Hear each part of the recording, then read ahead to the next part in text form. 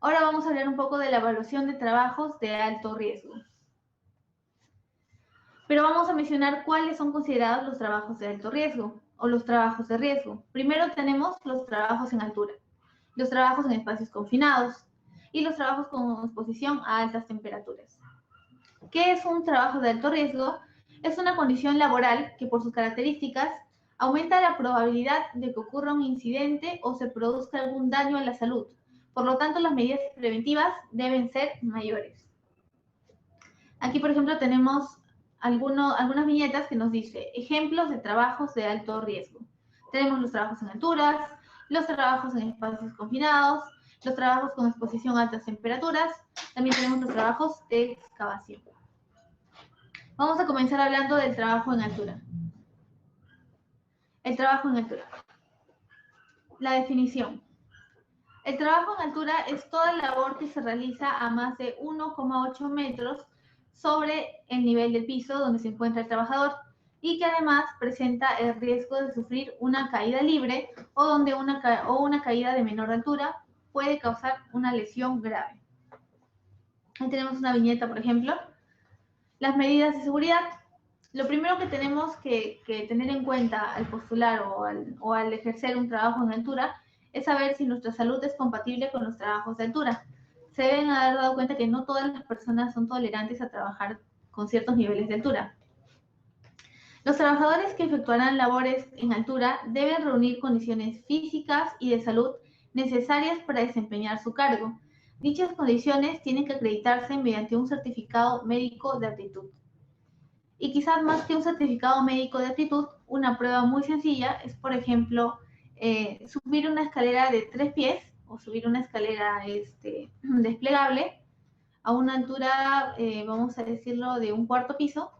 Y en este caso, quedarnos un momento ahí detenidos y ver si tenemos vértigo, si de repente sentimos mareos o náuseas o algo. Es una forma muy sencilla, por ejemplo, de detectar si eres tolerante a trabajar con altura o si de repente puedes desempeñarte con normalidad. Hay gente que, por ejemplo, es intolerante a los trabajos en altura y no lo sabía, ¿no? En este caso es importante que sepamos si nuestra salud es compatible con los trabajos de altura, porque hay personas que tienden a entrar en pánico cuando no se sienten cercanas, en este caso, al suelo o no se sienten en un lugar seguro, o creen que se pueden caer o no van a ser suspendidos por mucho tiempo. Pues bueno, es importante saber si nuestra salud es compatible con los trabajos de altura en caso de que vayamos a postular a un puesto de trabajo que tenga que ver, en este caso, con trabajar o con desempeñar algún tipo de trabajo con andamios, arneses. Lo segundo que tenemos que tener en cuenta es la formación de los trabajadores. Antes de iniciar cualquier labor en altura, todos los trabajadores deberán recibir una completa formación, tanto teórica como práctica, sobre la forma de desarrollar su labor con alta seguridad. Ahí, por ejemplo, vemos que hay trabajadores que les están enseñando cómo evacuar, en este caso, a una persona que al parecer ha tenido una caída de altura. Ahí, por ejemplo, es importante saber cómo utilizar camillas, saber un sistema de cuerdas, saber cómo colocar un collarín, entre otras cosas más. Es la formación de trabajadores.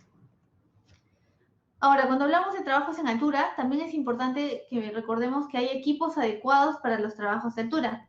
Ahí, por ejemplo, tenemos una sigla que nos dice SPDC simple.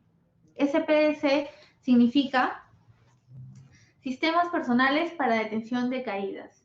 En este caso tenemos uno que es simple. Ahí, por ejemplo, vemos que hay un obrero, nos señala un punto de anclaje estructural. ¿Por qué nos dice un punto de anclaje estructural? Porque cuando nosotros elegimos un punto de anclaje, no podemos elegir, por ejemplo, en este caso, una baranda de aluminio o un fierro de aluminio, bueno, una baranda de aluminio, porque con el peso del trabajador podría deformarse y podría ceder. Y también es importante que cuando hagamos un punto de anclaje, lo hagamos como dice ahí, estructural, que sea sólido, que esté en una estructura que nosotros sabemos que de repente puede aguantar el peso de nosotros y quizá un poquito más. Tenemos también que hay un conector de anclaje, en este caso, si no me equivoco, son cintas. Hay cintas que, por ejemplo, son armadas, que deben haber visto que hay cintas que dicen NFPA y hay una norma, bueno, en este caso la NTP, que es la norma técnica peruana. Tenemos ahí, por ejemplo, que hay cintas o hay cuerdas que están normadas para los trabajos en altura. Entonces, no podemos utilizar cualquier tipo, en este caso, de equipos o implementos de seguridad para hacer trabajos en altura. Tenemos también que nos ha señalado ahí un estrobo con amortiguador y sobre todo un arnés de cuerpo completo. Cuando realizamos trabajos en altura es lo más conveniente, ¿no? Utilizar arnés de cuerpo completo, sobre todo por la seguridad que nos brinda, porque no solamente está abarcando, en este caso, las piernas, la pelvis, sino también está que nos sujeta la espalda. Es mucho más seguro y mucho más recomendable trabajar con arnés de cuerpo completo. Ahora, tenemos un SPDC con línea de vida horizontal. Ahí, por ejemplo, tenemos un trabajador, nos dice línea de vida horizontal. Vemos que en este caso es la cuerda, está en forma horizontal. Tenemos un deslizador horizontal, nuevamente un arnés de cuerpo completo y un estrobo con amortiguador, lo que va a permitir que en este caso el obrero pueda trabajar con normalidad, que pueda estar sujeto en este caso a la línea de vida principal. Tenemos la SPDC con línea de vida vertical. Deslizador anticaídas vertical. Ahí vemos, por ejemplo, que está limpiando, en este caso, un vidrio, una ventana.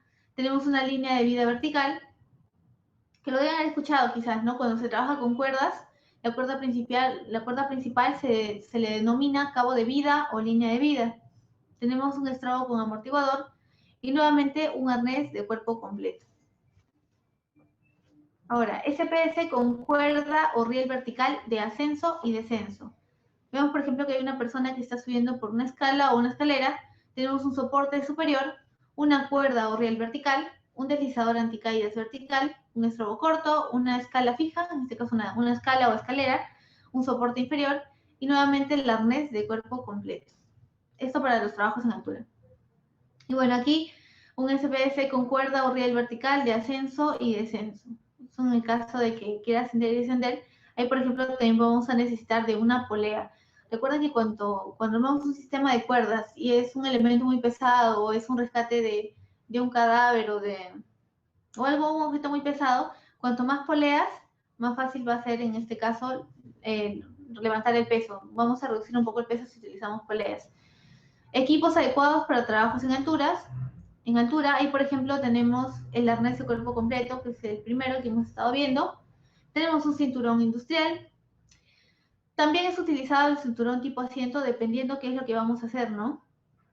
Por ejemplo, cuando hay una persona que se ha accidentado en los acantilados, ya sea en Barranco, Chorrillos y Miraflores, en el caso de nosotros los bomberos, lo que normalmente se suele utilizar es el cinturón tipo asiento, que nos va a permitir en este caso,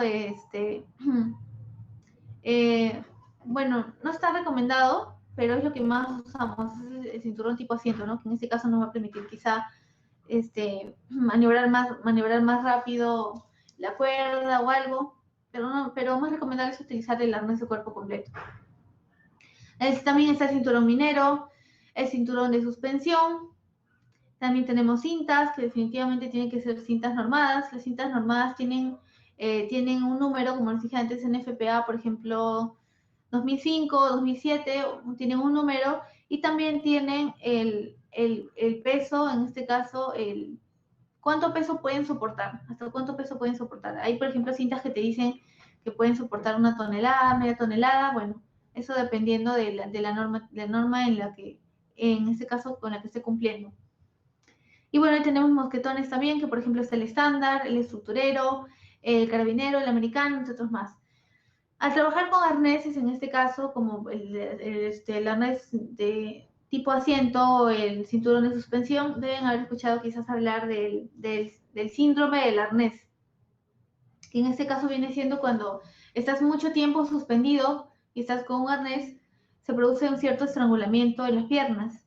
Y es justamente ¿por qué?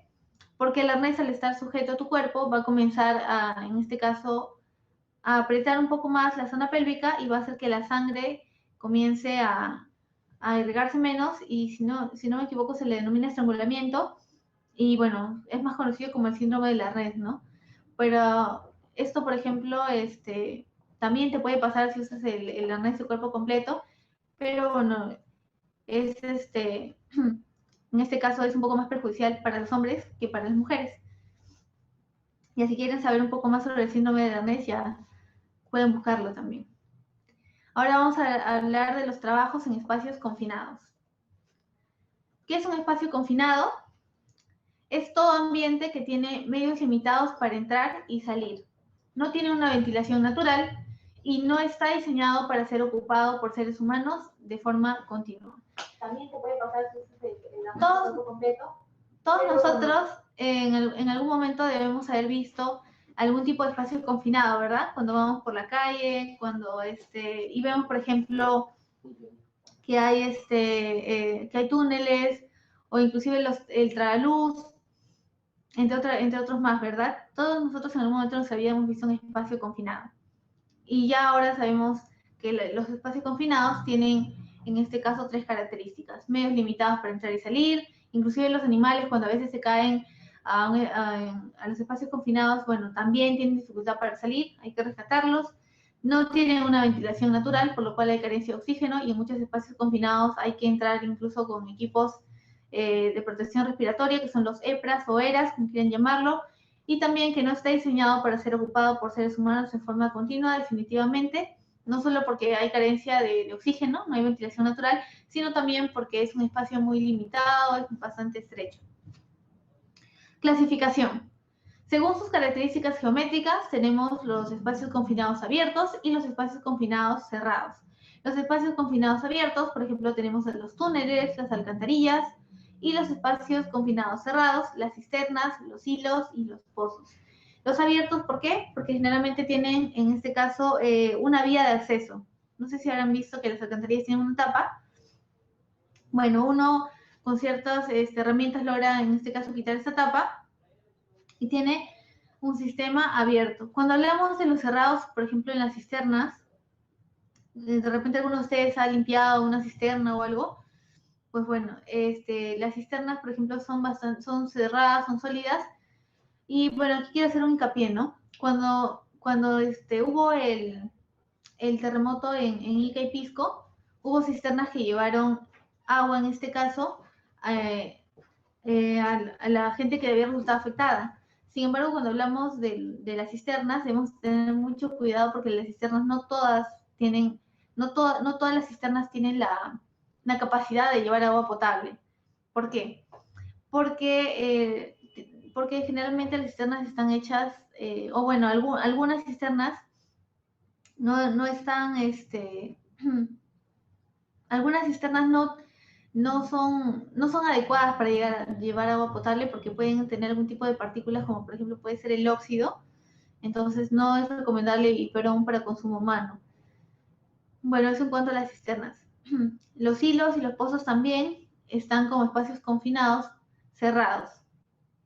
Bueno, ahora la clasificación, en función de los riesgos potenciales, tenemos la clase A, la clase B y la clase C, que van a ser de acuerdo al grado de peligro para la vida de los trabajadores. Nos vamos a definir aquí.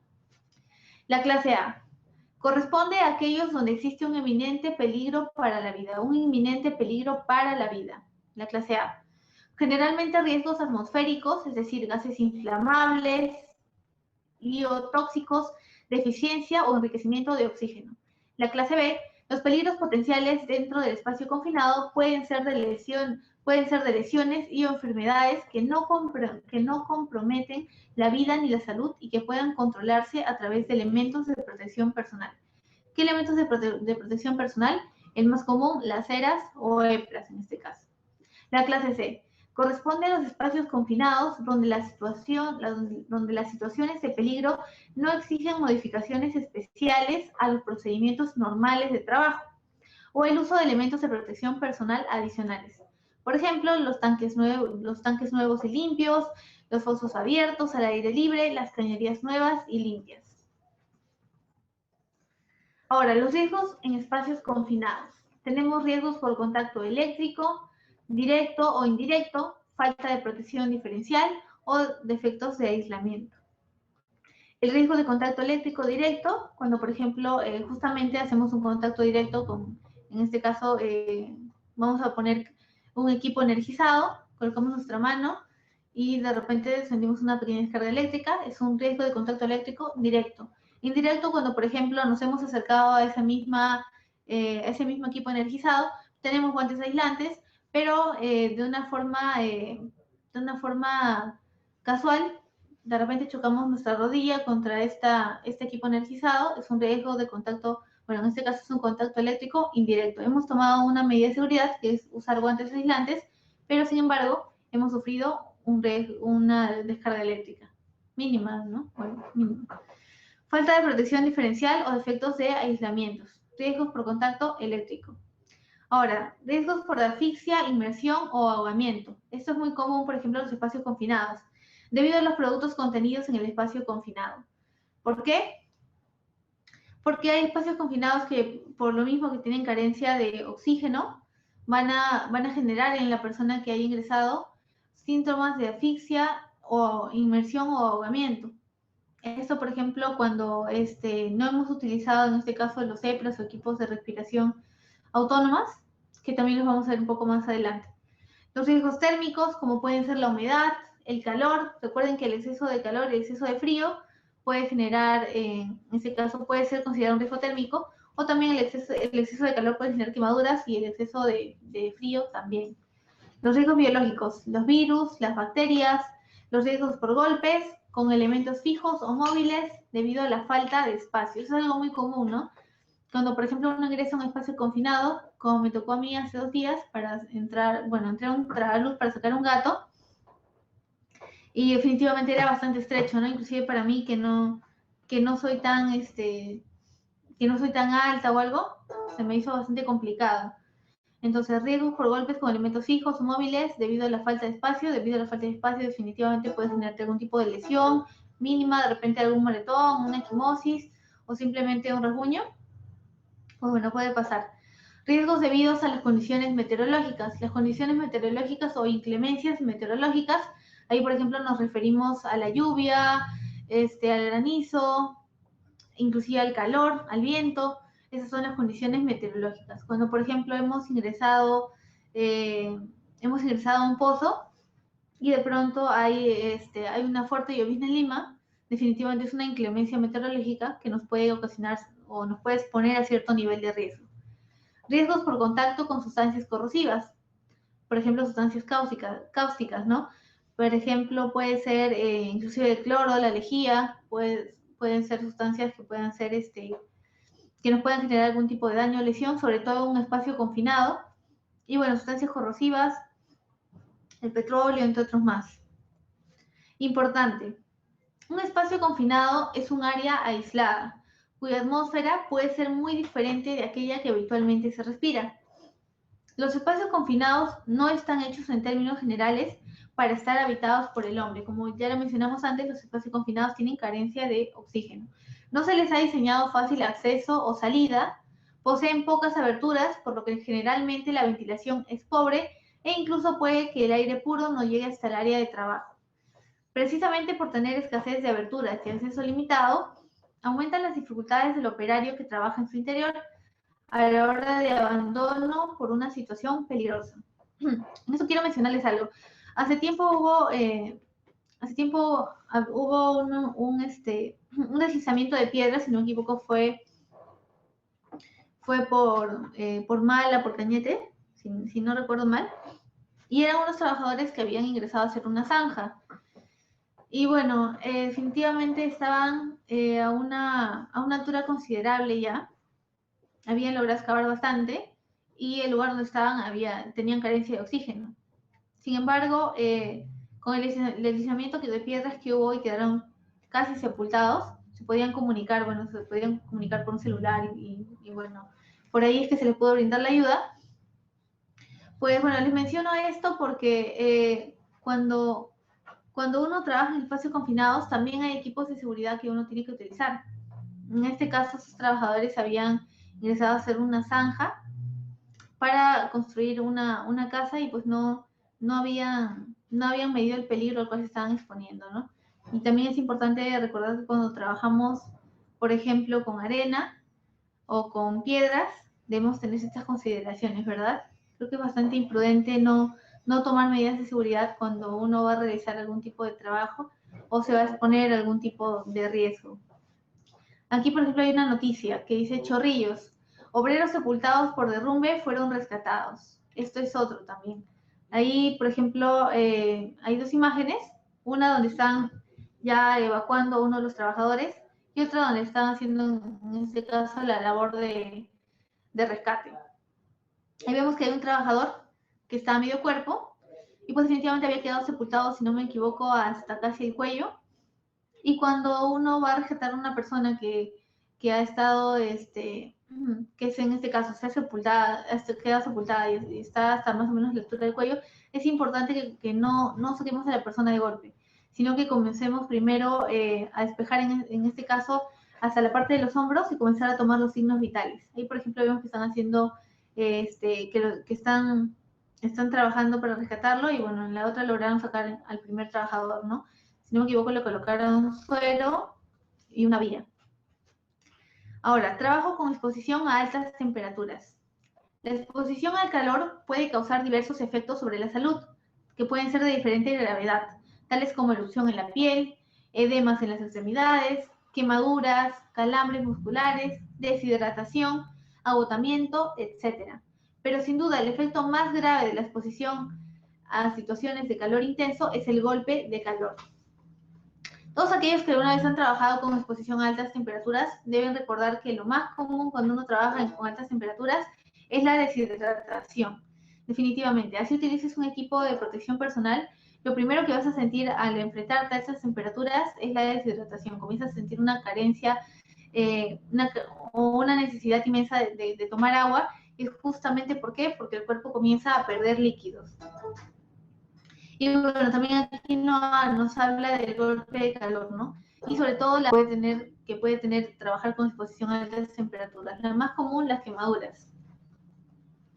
Ahora, golpe de calor. Los síntomas generales es la temperatura interna superior a 40,6 grados centígrados, taquicardia, la respiración rápida, la cefalea es el dolor de cabeza, náuseas y vómitos, y tenemos otros síntomas que pueden ser los síntomas cutáneos.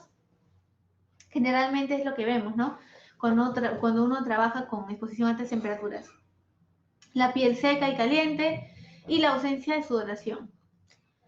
¿Por qué? Porque el cuerpo está perdiendo en este caso líquidos. Lo de la piel seca y caliente definitivamente es algo que se ve mucho, ¿no? Ustedes lo deben haber visto, por ejemplo, cuando los bomberos salen de los incendios, lo deben haber visto, por ejemplo, en la televisión, en el gran incendio de la Victoria. Ahí, por ejemplo, que menos salía todo colorado y todo. Bueno, son síntomas cutáneos. Y la piel, que es uno de los órganos más grandes que nosotros tenemos en nuestro cuerpo, es lo primero que nos va a demostrar ciertos síntomas, ¿no? En este caso, los síntomas cutáneos, la piel seca y caliente y la ausencia de sudoración. Los síntomas neurosensoriales puede ser la confusión y convulsiones, la pérdida de conciencia y las pupilas dilatadas. Eso cuando hablamos del golpe de calor, por ejemplo. Tenemos síntomas neurales, síntomas cutáneos y síntomas neurosensoriales. Los factores de riesgo. Los factores de riesgo en el estrés térmico o con exposición a altas temperaturas son, también, por ejemplo, tenemos los factores climáticos, que es la exposición a altas temperaturas y humedades relativas altas. La escasa ventilación, al aumentar la velocidad del aire, disminuye la sensación de calor porque se facilita la pérdida de calor.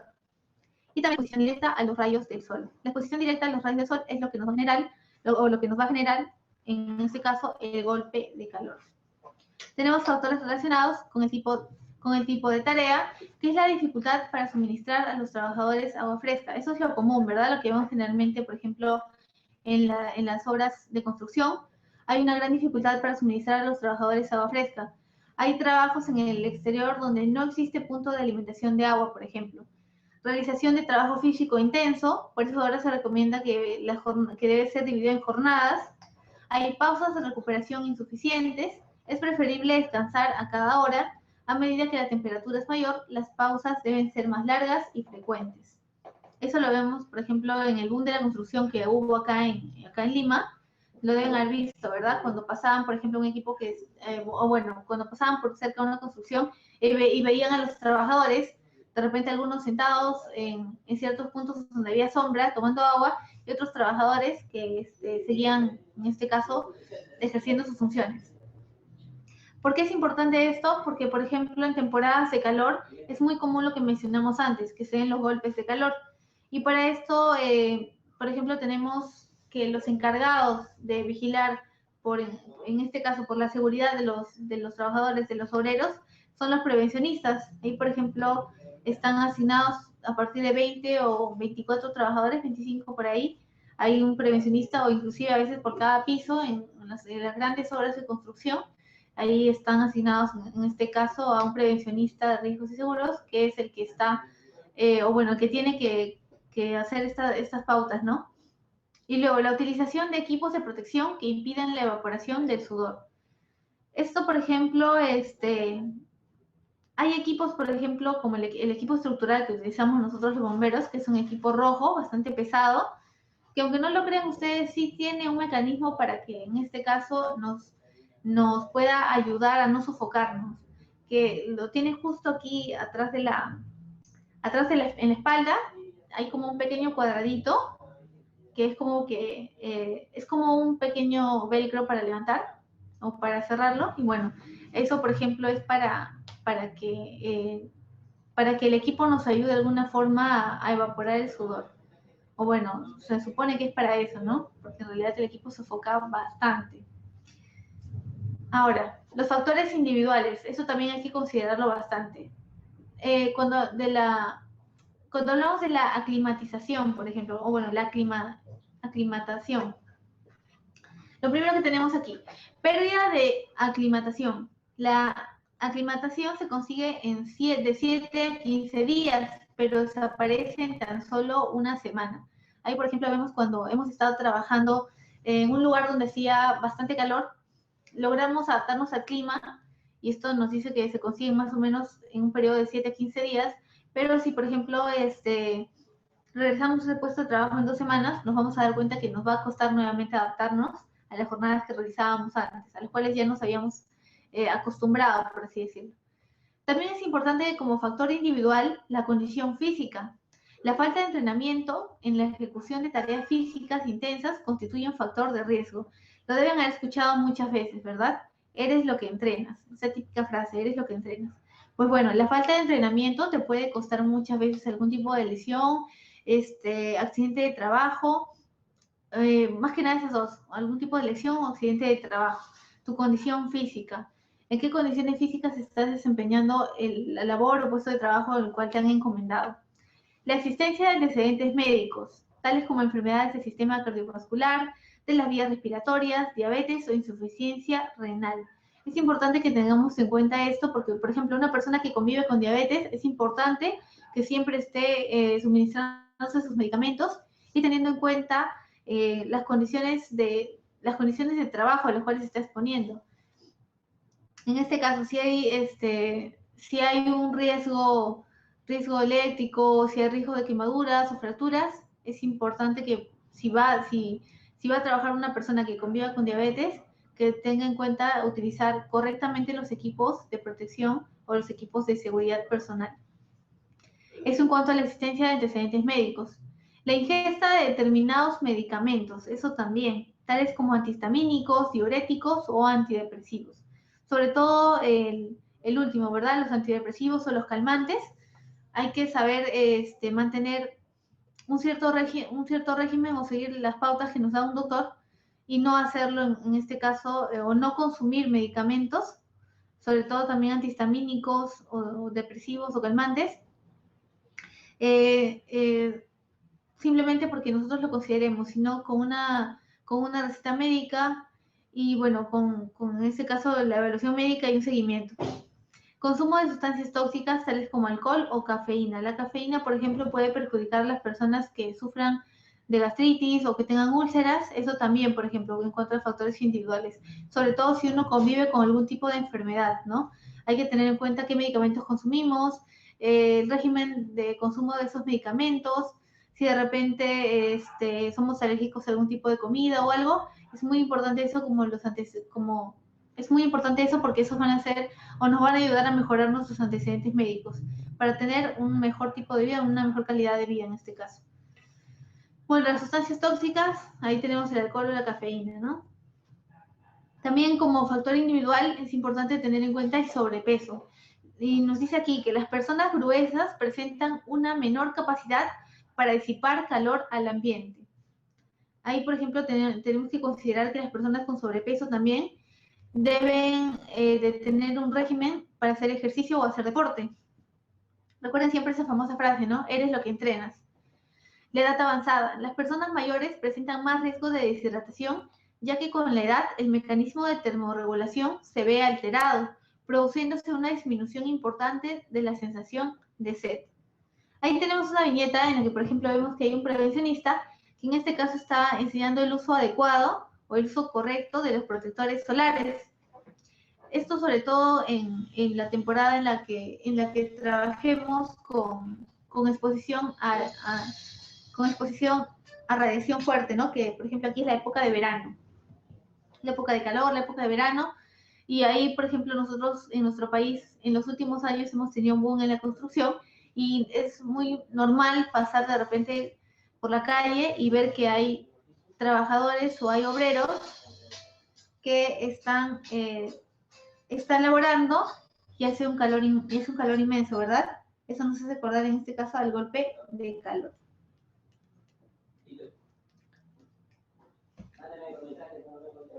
Ahora, las medidas preventivas. Primero, verificar las condiciones meteorológicas de forma frecuente e informar a los trabajadores. Verificar las condiciones meteorológicas de forma frecuente e informar a los trabajadores. Sí, contesto. Hola, buenas tardes. Buenas tardes, sí. Las medidas preventivas. La segunda, limitar las tareas pesadas que requieran un gasto energético elevado. Si es posible, proporcionar ayudas mecánicas para la manipulación de cargas. Eso lo deben haber visto, por ejemplo, ahora en los centros comerciales. Se ve bastante en Sodimac, en otro tipo de supermercados, inclusive, que ya no se ve como antes, que los trabajadores tenían que cargar toda la mercadería, tenían que estar movilizando cajas de un lugar a otro, generándose a veces daños severos a la columna o la típica lumbalgia o algo. No, ahora vemos que, por ejemplo, máquinas que nos van a ayudar, en este caso, a la manipulación de cargas o sobrepeso, y que definitivamente nos puede servir como una medida preventiva, ¿no? Proporcionar agua potable en las proximidades de los puestos de trabajo. Ahí, por ejemplo, tenemos que, cuando hablamos de una obra de construcción civil, debe haber algunos puntos donde los trabajadores puedan ir y en este caso encontrar sombra, agua y o se les puede proporcionar en este caso de agua potable, ¿no? Habilitar zonas de sombra o locales con aire acondicionado para el descanso de los trabajadores. Bueno, quizá el aire acondicionado no es tan recomendable en algunos casos porque puede generar algún tipo de enfermedades respiratorias, pero habilitar zonas de sombra cuando hay, en este caso, radiación excesiva o estamos en las temporadas de calor muy fuertes, pues también es importante como medida preventiva. Instalar ventiladores, equipos de climatización, persianas, estores y toldos para disminuir la temperatura en caso de locales cerrados. Eso también, por ejemplo. Limitar el tiempo o la intensidad de la exposición, haciéndose rotaciones de tareas siempre que hayan sitios con menor exposición que lo permitan. Ahí, por ejemplo, tenemos que ya no se va a hablar de que un trabajador o un obrero va a tener que trabajar 14, 15 horas continuas, no, se va a hablar de una jornada laboral y lo mejor es, por ejemplo, hacerlo como en este caso nos indica, ¿no? Con rotaciones de tarea.